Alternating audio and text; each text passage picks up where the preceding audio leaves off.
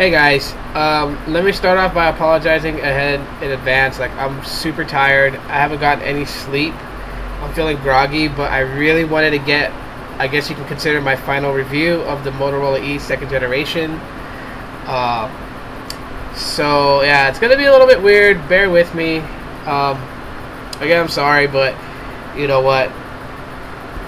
I had to get it out there. So let's check it out.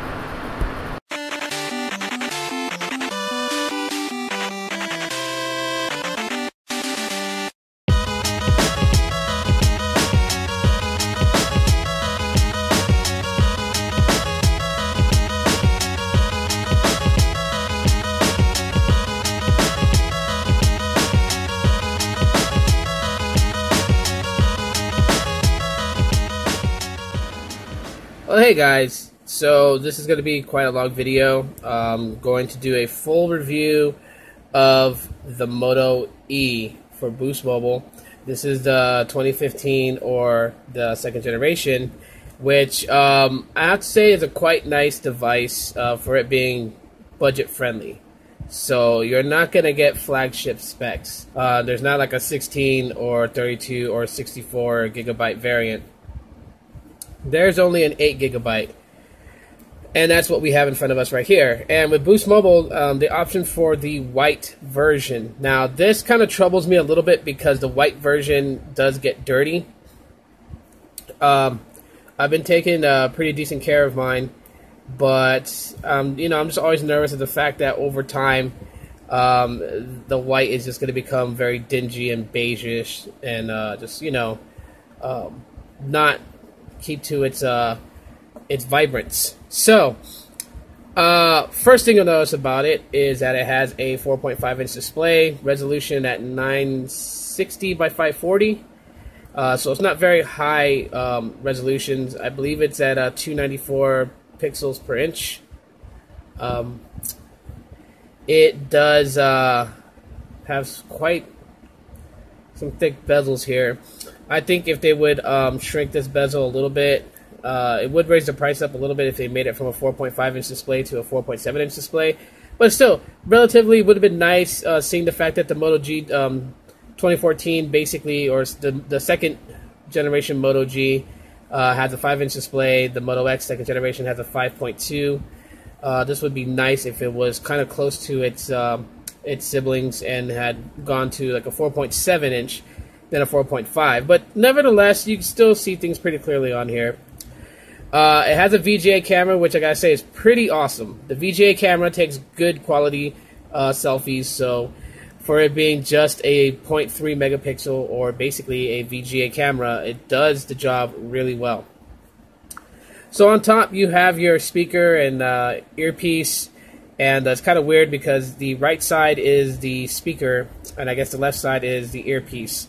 So that's kind of strange, and I tested it out during phone calls. If you hold this to your left ear, where basically the left point would be the target area closest to your ear hole, you can hear phone calls really good compared if you put it to your right ear and you had it resting against the right side. So both your speakers are right here, earpiece on the left, speaker for music, and speaker phone is on the right.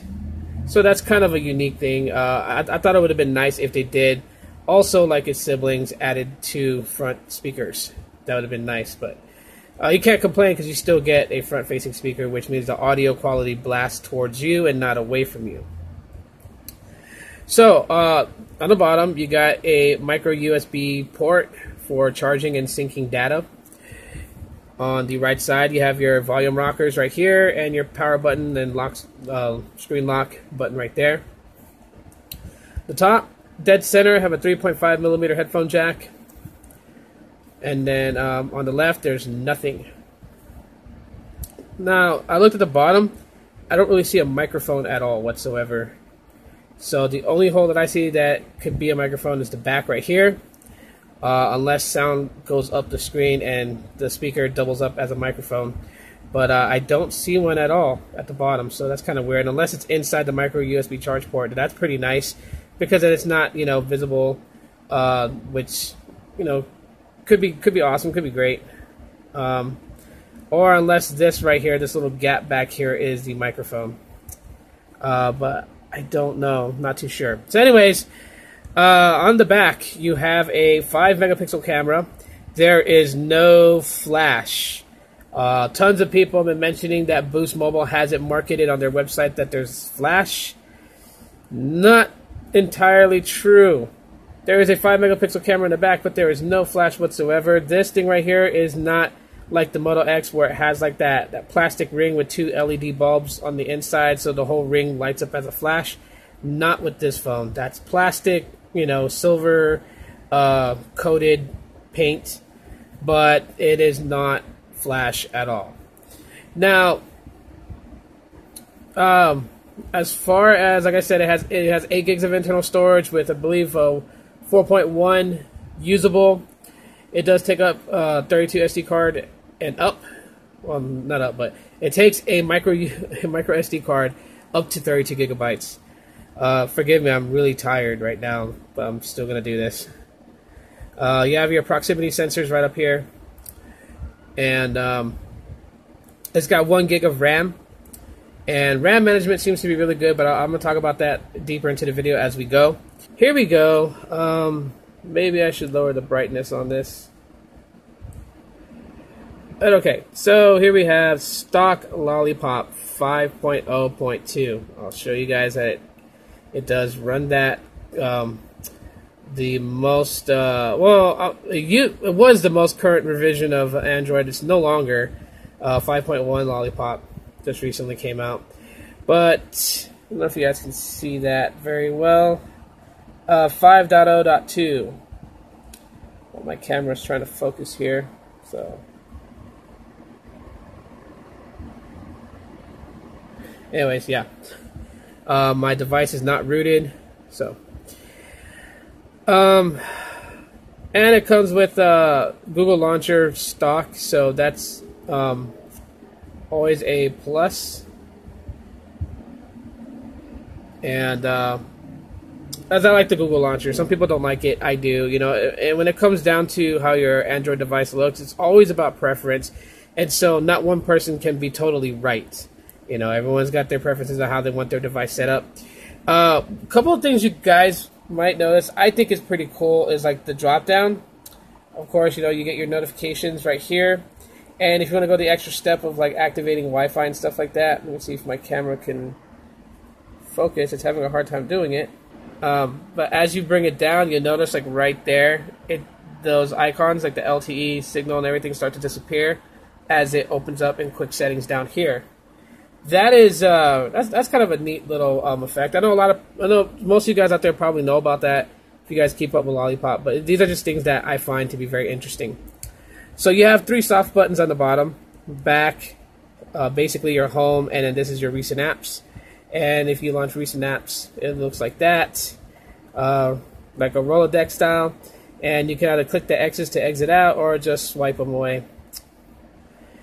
Let's go into camera quality. Camera quality, really awesome, I must say. We're going to use Krang and a Flappy Bird. Okay, so yeah, as you guys can see, camera quality is not actually bad at all whatsoever. For a 5 megapixel camera, you know, it could have been way worse. So, but this looks pretty good. This is indoor lighting, and we're gonna take a picture of Craig, and you just tap the screen. And I know there's like a whole bunch of ways of taking pictures with a smartphone, little tips and tricks, so it doesn't come out so blurry.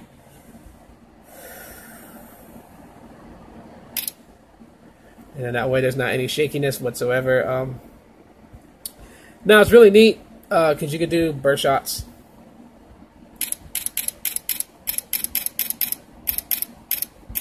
That's enough photos.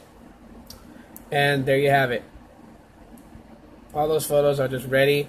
And this works out great with burst shot because on Google Plus you can basically auto awesome burst shots to go together in like a GIF type format, so you'll actually see it in motion. So that's pretty neat. I think it's great. Camera works just fine. Recording videos, not a problem at all whatsoever. Swipe out to the left and you get your settings. And that's why I was saying, like, in settings, you guys will not see any option to turn on any type of flash. So it does not have a flash at all. But you do have a HDR, which right now is set to auto. You can toggle that on, off, or auto. And then it's got a, tells you control focus and exposure. You could have that toggled on. Video, you can have it on 720 HD, or you can do slow-mo. So the way slow-mo works, let's play around with that. Take a video here.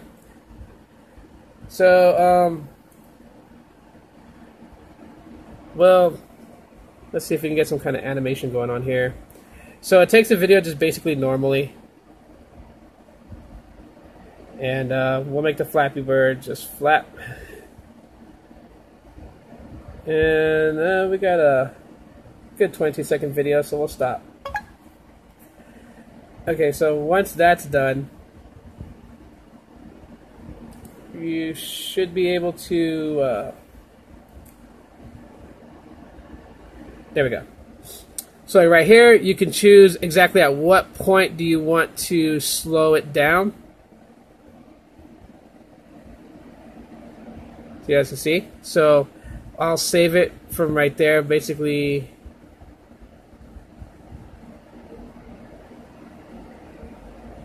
we'll just do it like that. Okay, so I'll save it. Just a small portion of it is going to be slow mode. And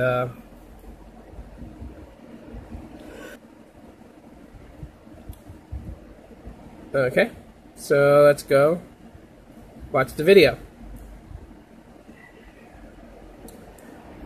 Now, the only thing that I find frustrating with slow-mo is that there's no sound. No sound whatsoever. So as you guys see, slow-mo is already into effect.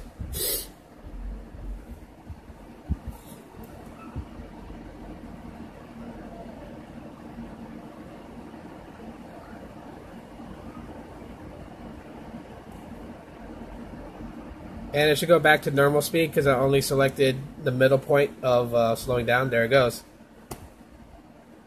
Hey, so I mean, like, that's a pretty nifty feature to have. So anyways, let's delete that. Front-facing camera, like I said, is not bad at all. There I am.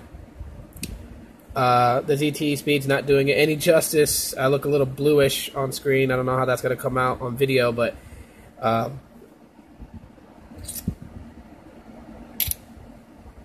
you go. Took a selfie. So, yeah, I think, for $99 on Boost Mobile, I mean, you're not going to get the most exquisite camera like a 16 megapixel. But you're going to get a camera good enough that can take photos. So that's pretty neat. One of the coolest features that the Moto E has is where you can flick to take a photo. So if you're in the launch, if your phone's in your pocket, of course, the screen is off. If you flick it, it will activate the camera. That is a really neat feature if you want to get photos on the fly. So let's say, like, Krang is walking by. I want to capture a photo of him before he heads back to the Technodrome. So, what's up? And boom. 5 photos. Got him. Before he takes off. It's something really cool, you being able to do that. So that's always something great, or a feature that I find to be pretty awesome. Because, I mean, sometimes, it takes a lot to, like, especially you have, like, a locked screen, you have, like, a pin lock or a pattern lock, you got to go and unlock your device and then click the camera icon and launch it. Whereas, from the lock screen, you just give it a flick and it's up. So that's a lot faster. And the cool thing is that, even if you can access the camera and take pictures from doing that, I'll show you guys right now, it will not bypass your lock screen. So say, like, I took a photo of Sonic the Hedgehog. Okay, so now that I'm done with it, I want to open it. I can't. I need the pin. So that's something pretty great with, you know, with the Moto E. You still have to use a pin to get in, so if anyone takes your phone and gets a hold of it, they really can't get in without the pin or a pattern. So that's pretty neat. Another thing that's pretty cool about Motorola is that they are constantly trying to give up new ideas on customizing your device. Now, what's sad is that they're not giving so much customization to the Moto E. So this Moto E does not have any Moto shells or anything like that you could get. I'm pretty sure there's some skins you can probably buy from Amazon and eBay, and you can skin the back and make it look different. But nothing from Moto Maker or nothing like that. The only thing that they consider customization for this is changing what's called the Moto Band. And what the Moto Band is I'll take this off to show you guys. But it's this plastic piece that basically covers up all the ports. And it has your power volume rocker button right there, of course, you know, where it clicks the buttons on the side of the device. And that's really all it is just this really kind of flexible-ish, but I really want to put too much stress on it before you snap and break it. And you can buy different colors, but what it does is it basically hides up the SIM card and the SD card ports right here on the left side of the device. And also your buttons right there. I have no idea exactly what this is right here. I was thinking it was like a second SIM slot. I'm not sure. It's got this little arrow button that you can that says, you know, which direction to pull out from, but I'm not going to mess with that because I don't know what it is exactly. I'll tell you guys what it is when I find out what it is. But yeah, these things are really neat. Just, you know, put them in the appropriate spot and snap them on, just like you put on a snap-on case or something, you know. And there's different colors like raspberry, turquoise, yellow, red. And, you know, like, it just changes the band area. So, like, say I got the red one, then you would see, like, a red stripe all around the side of my Moto E. So, I think they're, like, 15 or 20 bucks on Motorola's website. But I found a couple of other websites that, you know, have some pretty good deals. One that I found, and I'll try to link it in the description of this video, they actually sell 2 bands for 15 bucks. So, you get a black and white one. And it's for 15 bucks for the pair, not just, you know, for each, but for a pair of them. And so that's a pretty good deal. But that's basically what I would consider the only thing that, you know, is a Motorola customization. The buttons don't feel too bad as far as button placement. They got a good tactile feel to them, so you shouldn't have any problems at all whatsoever. And the fact that, you know, the phone doesn't feel really cheap compared to several other devices that I've owned. Feels pretty good in the hands. The Moto Dimple is not really a big deal on this because since it's such a small device, you're actually going to curve your finger if you're going to try to support the device like that. So I just hold it like any other smartphone, you know. And it's the way that the body of the device is curved, it actually fits pretty comfortable to your hand. I've mentioned that before. And that's what makes it kind of a thick device, is the fact that, you know, its curves fits really well. So that's like a big plus. Screen wise, I don't have any problems with the screen whatsoever. The screen doesn't really bug me at all. You know, I don't see a problem with it as far as like the resolution, the colors, and things like that. It doesn't really bug me. So, you know, for some people it might, and if you're a person who requires like a high resolution display, then yeah, this is not going to be for you. But if you're anyone that can look past that, then you know what, this is not really going to be such a big deal for you guys. Okay, so we're going to run a benchmark here. We're going to run the Geekbench and see what we get. So it shows you right here the Motorola XT1526 running Android 5.0.2, ARM Qualcomm 1.21 gigahertz, Adreno 306, and basically 898 megabytes of RAM. So let's run the benchmark. And while we're doing that, basically, the tell you guys specs: 8 gigs of internal storage, like I said, 4.1 usable. 1.2 gigahertz quad-core processor. It's a Snapdragon 410 64-bit. And it's got 1 gig of RAM. So, spec-wise. And it has a 2390 milliamp hour battery. So, with the small display, small size phone, it really does get you through an entire day on a single charge. So, that's really great. It's good to see manufacturers actually pair up the milliamps of a battery along with the battery specs to make sure that a device can actually hold a charge for pretty much a whole day on moderate to light heavy use. I wouldn't really say super heavy use. Heavy use you can probably get maybe tops 15, 16 hours. That's what I've been getting after having this device for about a week. So anyways, so we're waiting for the test results from the benchmarks here, and you know, I'm just showing this because some people are like always curious, like, you know, like what is a benchmark on this or on that. Benchmarks really don't really, you know, they're I guess in a way like they kind of give you insight, but you can't take them at face value, you know. Really, it just goes on with the, you know, the best way to know a device is the experience you have with the device. So anyways, here we go. Single core 473, multi-core 1417. So there we go. That is that's what it scored on Geekbench 3. I'm not going to download Antutu or Quadrant. You know, that's pretty much it. So far, really good device. As I'm going to close this video out, it's getting kind of long. I do want to say that, yeah, this is definitely staying my daily driver.